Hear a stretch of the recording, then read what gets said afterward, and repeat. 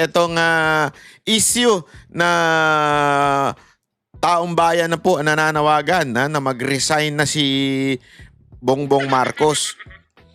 Yung mga latest survey, ayan po ay isang indikasyon na nasusuka na ang taong bayan dito sa Marcos na ito. Yan ang katotohanan. Huwag na ho nating pagbali-baligtarin. Ayan po yung survey, yung latest survey.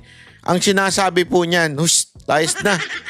Resign ka na, wala na kaming tiwala sa'yo. Hindi, mga kababayan, halimbawa, kayo, kunwari, may jowa kayo. Halimbawa lang naman po, ang trust rating niya sa inyo 20% na lang. Mahiya ka naman kung magtatagal ka pa dyan. Di ba? Mantakin mo 20% na lang, mahiya ka na, di ba? Ibig lang sabihin nun, ayaw na sa'yo. No. Ganon din po kay Marcos, 20+% na lang po ang tiwala at mas matindi na yung percentage na walang tiwala sa'yo. Ultimong mga uniform personnel na sarili mong mga tauhan wala nang tiwala sa iyo. Ibig sabihin lang no mga kababayan, ang taong bayan nais nang mag-resign itong si Marcos. Palakpakan. Iyan ang inaantay ng taong bayan. Aside from sa bumaba ang bilihin, aside from sa maayos ang sitwasyon sa trapiko, aside from sa gumanda ang peace and order, ang pinakahinihintay ng taong bayan yung kailan kaya magre-resign itong si Marcos sa kanyang kahihiyan.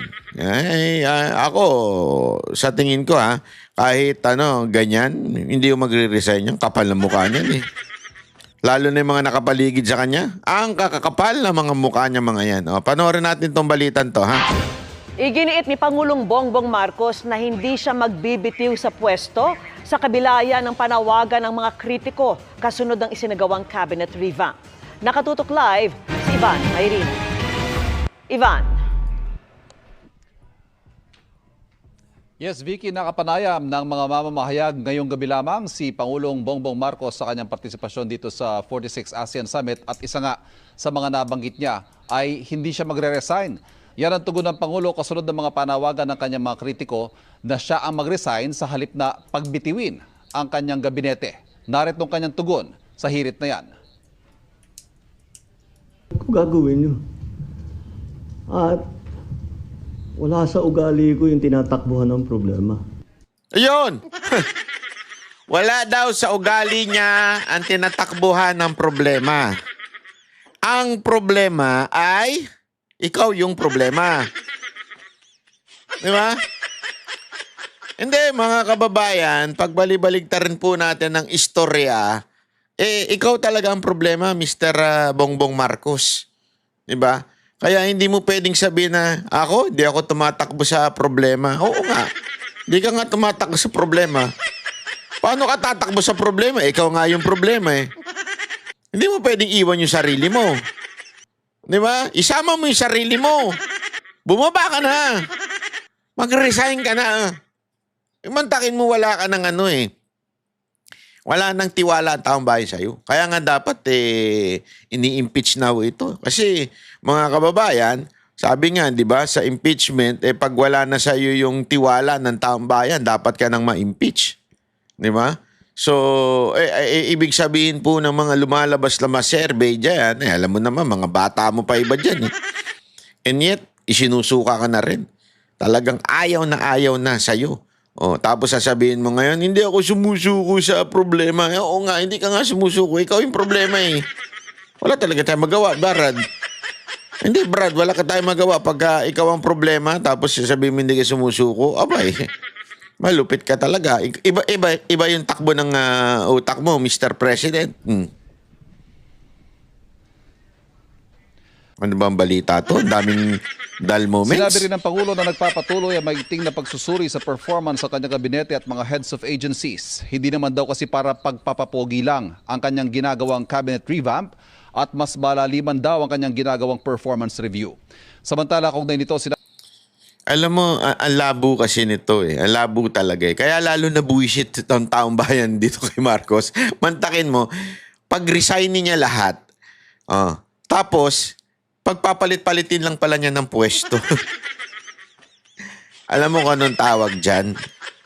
Ha? Hindi, alam mo kung anong tawag dyan? Isa yan ay talagang senyales na ikaw ay napakahinang nilalang. Di ba? Ang tawag dyan is trip to Malacanang. Anong trip to Malacanang? Bakit ba? Hindi alam mo yung contest na trip to Jerusalem? Hindi ko nga alam ba't tinawag na trip to Jerusalem yung contest na yung iikot, yung tutugtog, tapos iikot, tapos babawasan ng isang upuan doon sa bilang ng tao, tapos unahan sila sa upuan. Parang ganun lang ginawa mo eh. O, tayo na lahat, resign na lahat. Tapos nagpatugtog ka lang. Tapos nilipat mo lang yung iba. Actually, hindi nga lang nilipat eh. Bantakin mo yung mga economic manager niya, yun ang niretain agad-agad. Kinabukasan. Ba't mo pa pinag-resign yun? Kinabukasan din naman eh. Sabi nga nung isang nakausap ko, sabi niya, halata namang scripted yung pagpaparesign. Kasi paglabas nung issue na mag-resign kayo, agad-agad, yung mga economic manager at saka ibang mga secretary, may nagawa na kagad silang statement, official statement. Halimbawa, sinasabi nila kagad na, yes, we will comply with the president statement to resign. Gano kagad, ang bilis daw. Parang dinaig pa ang AI. Sa sobrang bilis, dinaig pa AI. So, ganun daw, halatang scripted daw. Alam mo, kung meron mang masasabi natin, napaka-importante na mga issue sa ating pamahalaan, alam mo pinaka-problema ng taong bayan, aside from ikaw, Mr. Marcos, ay nagpabaya sa peace and order ng ating bayan. Ikaw, Mr. Marcos, tinira nyo ng tinira ang mga Duterte. More than that, the real problem is na ramdam ng bawat Pilipino na nasa laylayan ay walang iba kung hindi yung taas ng bilihin. Walang iba kung hindi yung hirap na ho silang yung kanilang sinasahod na hindi na sapat. Hirap na ho sila sa mga pang-chicha nila, pangkain nila. Yan po ang sabi nga puso ng problema ng Pilipinas. Gutom, ika nga. Gutom ang mga Pilipino. And we all know that. Sila lang kung hindi nakakaramdam yan. Panay ang ang party sa Malacanang Bupet ng bupet dyan. Diba? Bupet ng bupet. Ay, hindi nila mararamdaman yung gutom. Kasi nga, hindi sila gutom. Diba? Yun ang problema talaga ng taong bayan.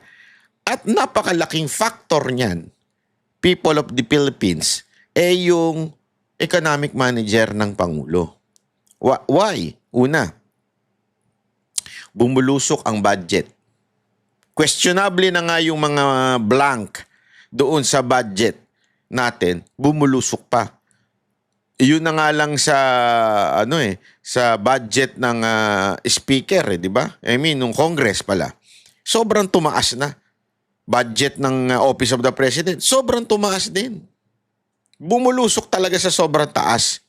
Tapos may blanco pa, 'di ba, do sa budget. Isipin mo na lang yung ganong klaseng nakikita ng taong bayan na problema. Dagdagan mo pa, lalong tumaas, bumulusok paakyat ang utang ng bansang Pilipinas. So, wala namang problema eh. Sabi nga ni Yorme, walang problema kung mangutang. As long as makikita at mararamdaman ng bawat constituent mo yung inutang. Naramdaman po ba? Hindi. Lalong nagutom ang mga Pilipino. Panayang import ng rice. Ano pa? Aside from that, hindi lang sa nagutom ang mga Pilipino, pinoproblema pa nila gamot. PhilHealth. Diba? Isipin mo, pinoproblema nila ang mga gamot na bilihin ngayon. Yung supposedly aayusin yung dapat babayaran dahil meron na pong batas. Ano yun? Universal healthcare, di ba? Alam nyo ba na dapat wala kayong binabayaran? Alam nyo, yun ang nasa batas natin eh. universal. Bakit ganun? Ba't di natutupad? Kasi hindi nilalagyan ng sapat na budget. Ay nako, di ba naman? Kung maaalala ko pa nga, yan nga yung isa sa mga nirereklamo ni Senator Bongo yung malasakit na wala ng budget, di ba? Ibig sabihin, talaga limitado lang yung budget. Hindi ko maintindihan. Nasaan ang prioridad ng gobyernong ito? Lalong-lalo nanto si Marcos da Jr. Di ba? Kasi simple lang naman po. Apakasimple. Hindi ko nga maintindihan bakit pinahihirapan ang mga Pilipino. Napakasimple lamang ng problema ng bansang Pilipinas. Sinasabi nila komplikado. Komplikado kasi merong nambubulsa. Pero simple lang ang problema ng Pilipinas.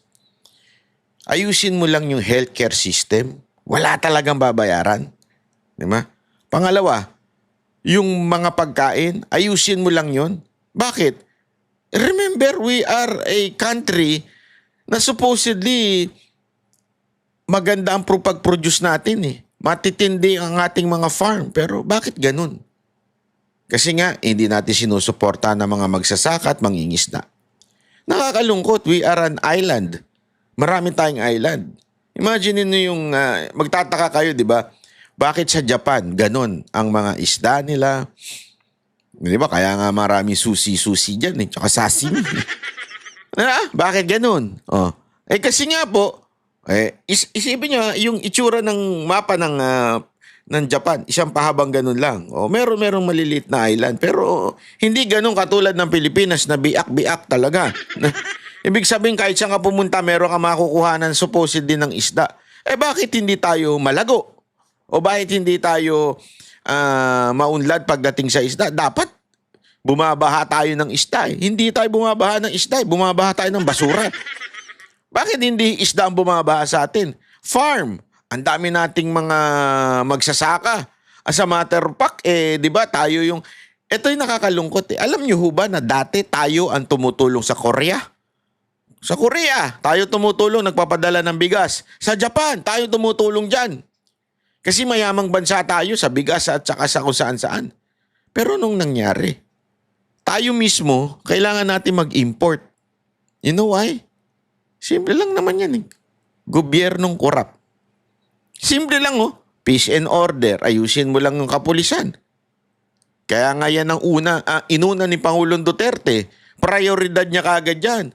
Kasi kung walang peace and order sa bayan, walang stability. Ika nga, ibig sabihin, ayaw mamuhunan ng mga foreigner sa Pilipinas. Kasi nga, walang peace and order. Pupunta sila dito, papatayin lang. Hindi, mantakin mo merong pong nilabas ang US na tawag dito parang advisory sa mga citizen nila na mag-ingat sa Pilipinas. Di ba? Bakit? Ramdam mo kasi nila yung krimen ay tumataas. Pero ano tayo? I-deny natin yan. Mismong PNP chief natin, dinideny yan. Saka nakakita na mismong PNP chief natin dinideny and yet, yung advisory ng iba't ibang bansa, ganyan sa atin. Paano ngayon magpupuhunan? Alam nyo, simple na nga lang to Alam nyo ba na may mga bansa, halimbawa di ba sa Middle East, wala akong sariling ang oil ang Dubai. Di ba? Ang sinasabi nga nila, kasi nag-OFW tayo dyan, kaya kinikwento-kwento nila. Ang talagang merong ng oil dyan ay yung Saudi, doon sa parte ng Saudi, at saka sa Qatar. Dyan talaga merong oil. Paano yumaman ng ganyang kayaman ng Dubai? Alam nyo kung paano? Dahil sa kanilang turismo. Sa totoo lang, hindi naman siya anong turismong meron dun? Purusan. And I mean, matutuwa ka sa unang punta mo siguro doon. Makapunta ka doon sa mga sand dunes, magsasakay-sakay ka ng Land Cruiser, tapos magpapahilo-hilo ka doon. Tutuwa ka ng konti doon. Pero in reality, that's it. Diba? Ayun na yun. Puntaan ng desert. Doon ka mag-camp. Para kang baliw doon. Sa Pilipinas, alam mo, pag ako natitingin ako sa TikTok, sabi ko nga, grabe yung daming magagandang place sa Pilipinas. Yung lugar na nasa ibabaw ng clouds, o sa Rizal, ang dami pa eh. Di ba? Bakit po, ba't hindi pinupuntahan ng mga tao? Kasi delicates eh. May mga delikadong daan na pupuntahan mo. Tapos magaganda yung mga island, mga beach natin. No? Bakit di masyadong yung mga Pilipino? Mantakin mo, anak na senador, binugbog dun. Ito na lang simpleng-simple na lang. Sorry to say mga taga Boracay. Lalo na po yung mga, ewan ko, dapat po pulis yan at saka yung local government nyo. Mahina, sorry mahina talaga eh. I mean, how can you experience that kind of violence? Diba? Supposedly, that place is a foreign-friendly tourism yan eh. So dapat, nababantayan niya ng husto para hindi napapahiya ang mga Pilipino. Diba? Bakit may maglalakas loob na bugbugin ng isang anak ng senador? Nakakahiya. Paano kung narinig ng international community? Uy, punta ka sa Boracay. No, I don't want to go there. Hindi taga-Ateneo yung foreigner Boses taga-Ateneo lang. I don't want to go there, you know. Why? Kasi, because, the son of the senator was, was beaten up. How come? What kind of peace and order? Hindi, alam mo kung bakit? Natatawa ako every time pag pumupunta po ako ng Japan. Madalas tayong pumunta dyan. Halos bonbon, nandyan tayo. Diba? Alam nyo kung saan ako nag-i-stay, diba? Kabukicho. Sa Shinjuku. Pag sinabi mong Kabukicho at Shinjuku, maraming tataas ang kilay na mga bakit ka dyan? Ang gulo-gulo dyan. Ang delikado dyan. Ang dumi-dumi dyan. Sabi ko, eto na ba yung delikado sa inyo? Forbes Park pa ito eh. Sa lagay na ito, Forbes Park ito. Itong Kabukicho. Sa lagay na ito, BGC pa ito. Hindi, magulo dyan. So noisy, so maraming kalat. Hay! Hindi. Ay, sigurado ako yung mga taga-Japan, alam mo ito, di ba? Pag sinabi mong Kabukicho, parang hindi sa kanila yun ang hindi pinakamagandang lugar dahil red light district, makalat, daming umiinom. Pero yung safety, safety ka. Sabi ko nga sa inyo, kahit maglakad kayong lasing, bangengi, humiga na kayo dyan, kinabukasan, nandun yung wallet nyo, hindi kinuha. Yung cellphone nyo, baka sinoli pa. Kung sakaling nalaglag nyo, sosoli pa. Wala mamimitik dyan. Hindi pipitikin yung gamit mo, hindi yung pagising mo, wala na yung sapatos mo. Walang ganun. Diba? Ganun ka-safety dun. Sa Pilipinas, mantakin mo yung pinagmamalaki nating Boracay. Ano meron? Binugbog ang anak ng senador. Sagwa, Brad. Pasensya na sa mga kapulisan natin dyan sa Boracay. Hindi ko po kayo kilala, pero bakit nangyayari sa inyo yan? Diba? Bakit nangyayari sa inyo yan? Sa local government, sa mayor nyo dyan, anong silbi ninyo at nagbabayad pa kami ng kung ano-ano dyan pag pumasok sa Boracay? Ang dami binabayaran dyan eh. Hindi mo alam, parang ang datingan yan, hindi one-stop shop eh. One-stop pay. Bakit? Pagpasok mo dahil binabayaran eh. Ito. Parang hindi parte ng Pilipinas. Mantakin mo, may iba environment. Ewan ko ba? Tapos, ganyan na ma-experience? Wala. Di ba? Kaya nga, mga kababayan, ang mga Pilipino, naririndi na sa nangyayari sa Pilipinas. Walang direksyon. Pabagsak talaga. Kaya nga, ako, nag-iinit ang ulo ko doon sa mga bayarang vlogger na tanso. Yung mga bayarang vlogger. Ang pilit yung pinagtatanggol, yung sumisira ng bayan natin. pilit ninyong pinagtatanggol ng dahilan kung bakit nagkaganito itong bansan to. Hindi na tayo proud. Di ba? Malalaman nyo yan kayo mga OFW. Kaya nga sinasabi nila, bakit maraming Duterte supporter na OFW? Kasi alam nila eh. Nung panahon ni Pangulong Duterte, maraming mga foreigner ang nagsasabing, we envy you for having a president like Duterte. We want a president like Duterte. Ganun ang mga foreigner nun. Yung mga pinagsisilbihan nating mga foreigner sa ibang bansa, tayo mga OFW, ganyan eh, di ba? We're so proud. Ako nga, meron pa akong nakausap na hapon na talagang tuwan-tuwa siya sa mga Duterte. Pero nung nanalo si Marcos, yung mga tanong niya sa akin, hindi ko masagot eh. Kasi hindi ko rin maintindihan bakit yung ginawa eh. Sabi na, why did you vote sa son ng dictator na sumira ng bayan ninyo? After all the corruption na napatunayan, you still voted for the family. Nung sinabi sa akin ng isang kaibigan kong Hapon yun, isang doktor na Hapon, sinabi niya sa akin yun, hindi ko rin masagot. Hindi ko kasi masagot, bakit binoto ng mga Pilipino? Tapos sasabihin na naman nila, ito yung buwisit na buwisit akong sagot ng mga nabudol. Eh kasi in-endorse ni VP Sara Duterte. Kaya namin binoto. So, naglilinis pa kayo ng inyong kasalanan? Sisisihin nyo pa si VP Sara Duterte? Kaya nyo binoto si Marcos? Hindi doon ako, every time na nakakarinig ako ng ganong klaseng palusot. Real talk tayo nakakabuisit. Bakit? Tangina, sisisihin nyo ngayon si VP Sara Duterte, binoto niyo si Marcos. Bakit? Kailangan ba package deal yun? Kailangan ba package deal? Kailangan ba pag binoto mo si VP Sara Duterte, kailangan mo iboto si Marcos? Diba? Ano to? Tanga na lang ba talaga tayo? Na every time kung sino yung kasama ni VP Sara Duterte, iboboto natin? You understand? Wala na ba tayong isip? Ano, panatiko na ba talaga tayo? Are we saying yes to those who accuse us na we are fanatics? Mag-isip din po tayo. Huwag po tayong panatiko. Hindi porket inendorso ng Duterte. Di ba? Alam nyo kung bakit? Alam nyo kung bakit?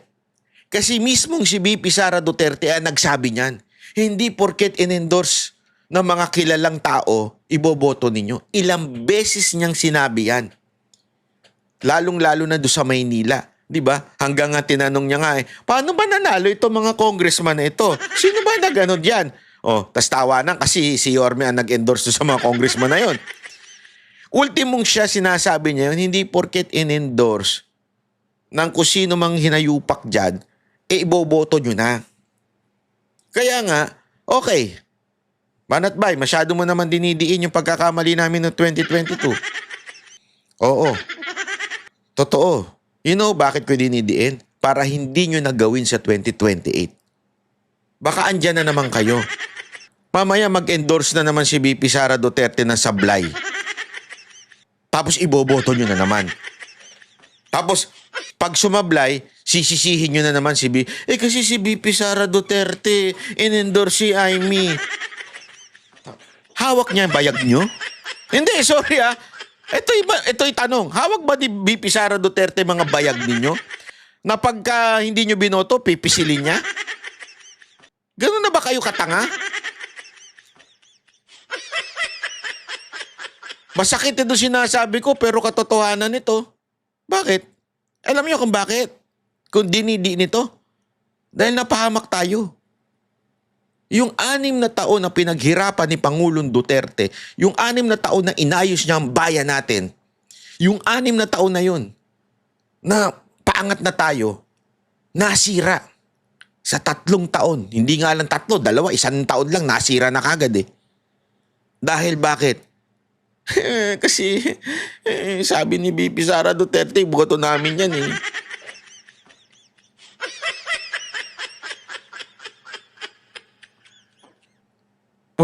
Sino ngayon na napahamak? Si Sara Duterte lang ba? Sagot nga kayo. Si Sara Duterte lang ba napahamak dahil sa Hindi nyo pag-iisip? Hindi. Damay ang buong bansang Pilipinas. Damay ang lahat ng mga Pilipino. Damay ang lahat ng mahal natin sa buhay na ito. Sino pa damay? Ultimong nag-ayos ng bansa natin na si Pangulong Duterte na damay dahil sa pagkakamali ng mga bumoto kay Marcos.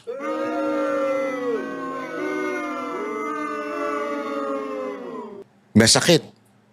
Pero sabi nga, kailangan niya yan. Parang sugat yan eh. Anong sugat?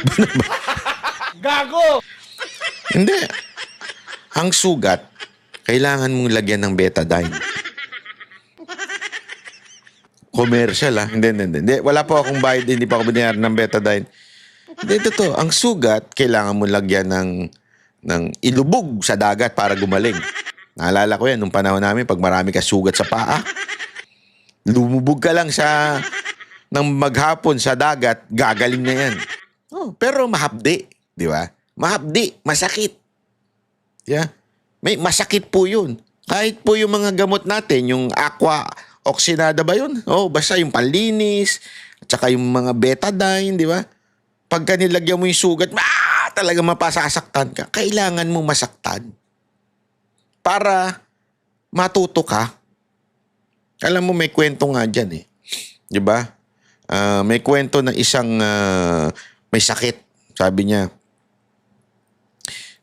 nagpakonsulta siya sa doktor. Sabi naman ng doktor, kailangan ka talagang operahan at tanggalin niyang bato. Sabi, Dok, masakit ba yan? Sakto lang.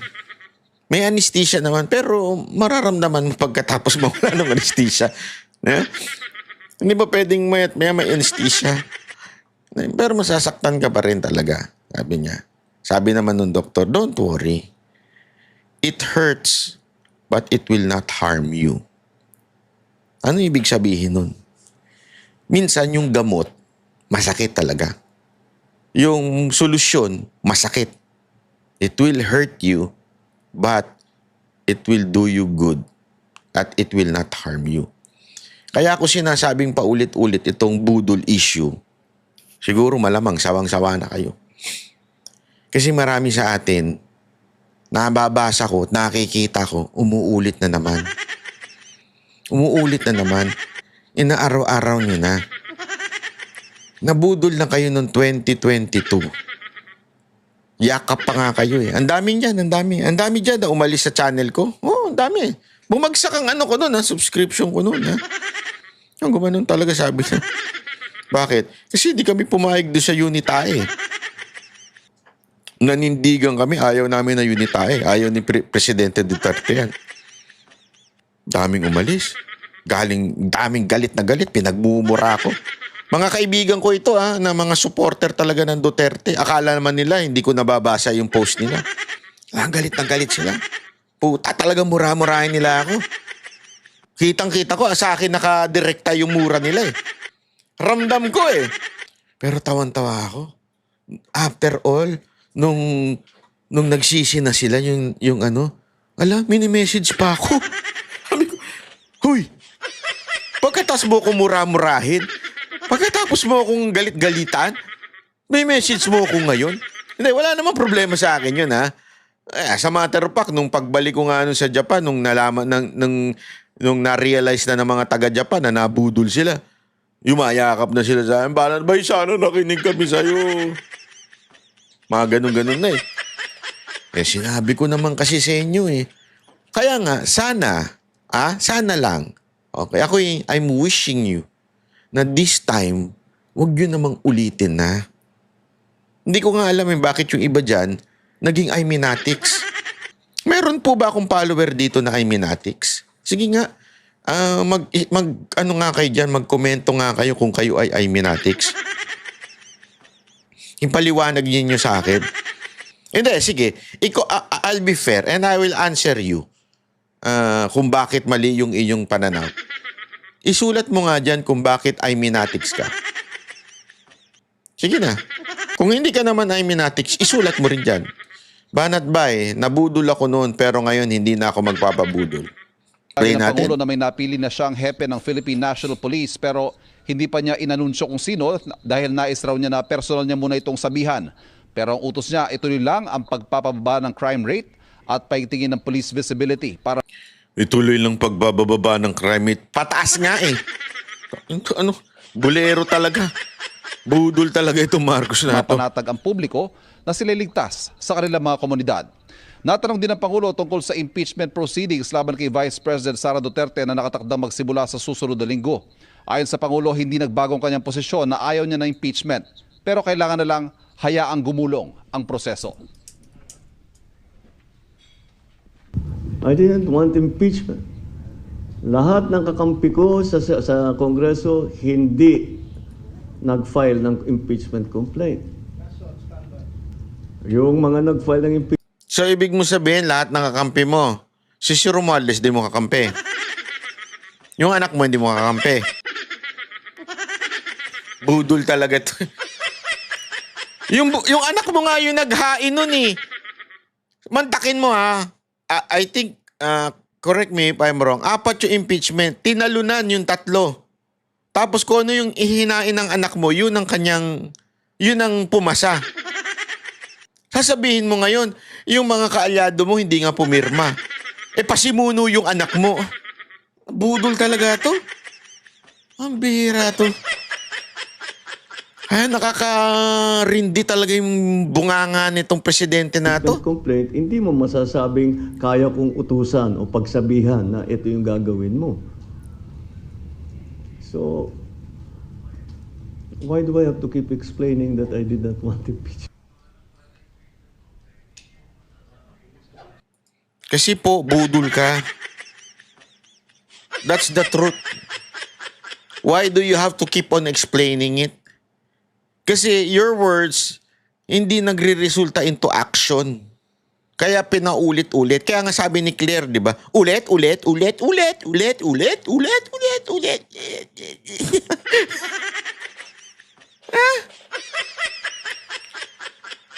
Wag mo kasing isalita lang. Kung talagang ayaw mo, pagalawin mo ang mga tauhan mo sa Kamara at saka sa Senado.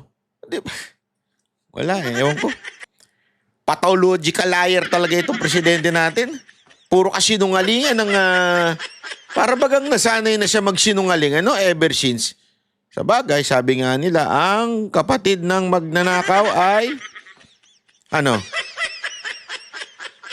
Hindi nyo alam yon? Yung quotation na yung kapatid ng magnanakaw ay mali kayo.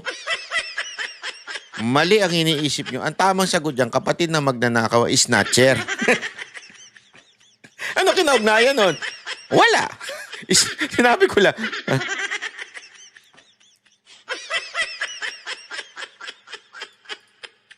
Di ba? Ay, nako. Wait lang ha. Di ba sa mga kababayan, ito po yung matinding kasinungalingan na ipinapakalat ng Pangulong ito. Samantala, Vicky, balik Pilipinas ngayong gabi ang Pangulo mula dito sa Kuala Lumpur, Malaysia. At Ba't bumalik ka pa? Dapat dyan ka na nagtagal ka na dyan. Diyan na kayo nagparty-party. Ba't bumalik ka pa? Walang nag-aantay sa'yo dito. Ayaw ka na namin. Ang bira ka naman, Pabalik-balik pa. Sino man nagsabi sa'yo bumalik ka dito? Sino may sabi sa'yo may gusto pa sa'yo dito? Ang bira, oo.